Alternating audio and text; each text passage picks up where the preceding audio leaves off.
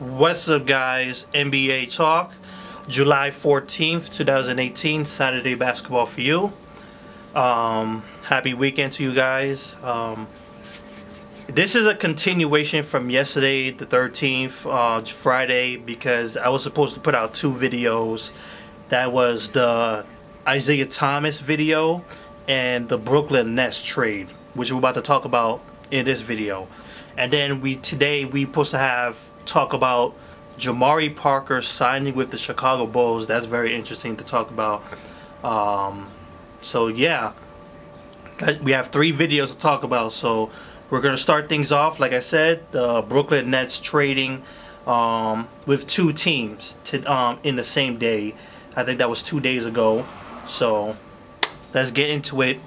I'm gonna start things off with the Nets trading with the Denver Nuggets, because there's a lot of stuff in there. Brooklyn Nets trade Isaiah Whitehead, which I think they drafted last offseason, the draft of 2017, maybe 2016. I'm not sure which one was it. I remember this guy was having some hype to him coming out of this draft, because I know my cousin loved this dude. So I think he was hurt for a good portion of the last season. Didn't really play so much. He did some good moments, but nothing really impactful, which I think it was easy for Brooklyn Nets to give him up. So that's no brainer. I'm surprised the Denver Nuggets went after him. Wow. It's just looking what the Brooklyn Nets got in return is crazy. The Brooklyn Nets got Kenneth Faried, the power forward, which Denver Nuggets, they've been trying to trade this dude for the longest time. There's no doubt. Like, they've been trying to get rid of this dude for a couple years now, because I think he's been getting hurt. He hasn't really developed much, and he got lost in the rotation.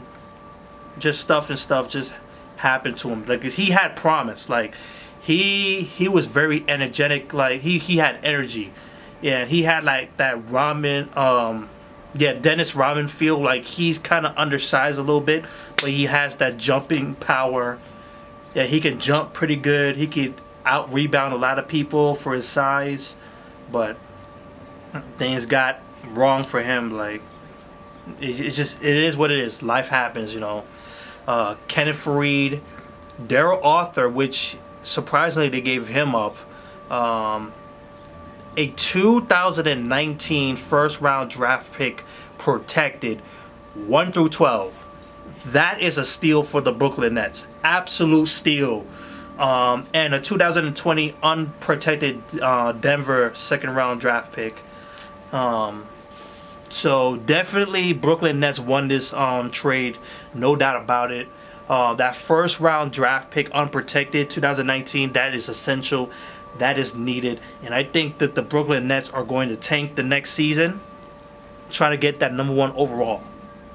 I think that is their absolute plan, to tank this season to the max and make sure they get that #1 overall draft pick with that pick where they got. No doubt. The 2020 unprotected draft pick, because I think they got a lot of second round draft picks, because I'm looking at the Atlanta Hawks. They do have a future second round draft pick from the Atlanta Hawks, so we'll talk about that in a second. But they got some picks, and they got Kenneth Faried and Darrell Arthur, whose contracts expiring after this next season. Like, after next season, their contract is up. And also to look at their roster and their contracts, a lot of players on the roster are expiring in 2019, so that leaves a whole bunch of room for Brooklyn to sign max players.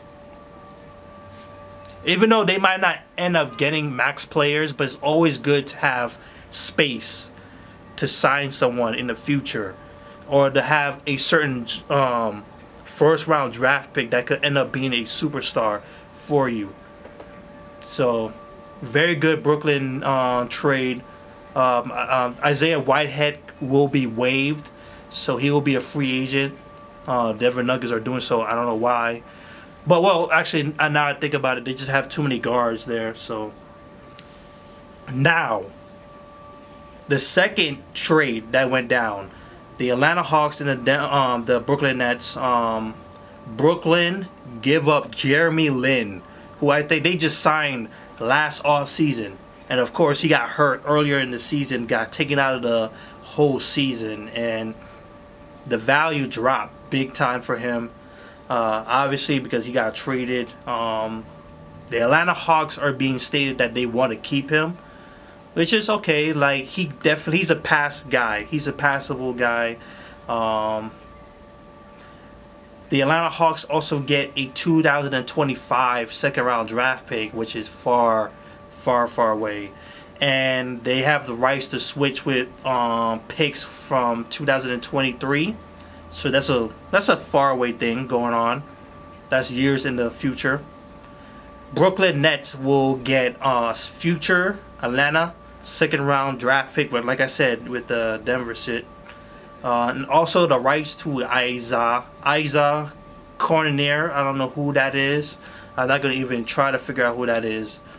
Maybe he's good or not. I don't know. I'm not really interested in hearing this dude. Obviously, Brooklyn, they just want to give up cap space. Like, they want to get rid of cap space. They're really trying to make room for superstars in the future. Jeremy Lin, I think, signed a 3-year deal. I think he will be on his second year, and the third year is a player option, basically. So that's it. Brooklyn Nets are doing some work. I think they're going into the right direction. I don't know how people are looking at this as funny, like confused of why they're doing this. I think more on the Atlanta Hawks and Denver Nuggets situation, like their part. Brooklyn Nets is smart for them. Clear up cap space, get future picks, and get expiring contracts that you can ship any point. Even the trade deadline, you could ship these dudes. So congratulations to the Brooklyn Nets. I'll be putting the actual trade information in the description below, so check that out. So that's it for this video. Next up is the Isaiah Thomas thing. Peace.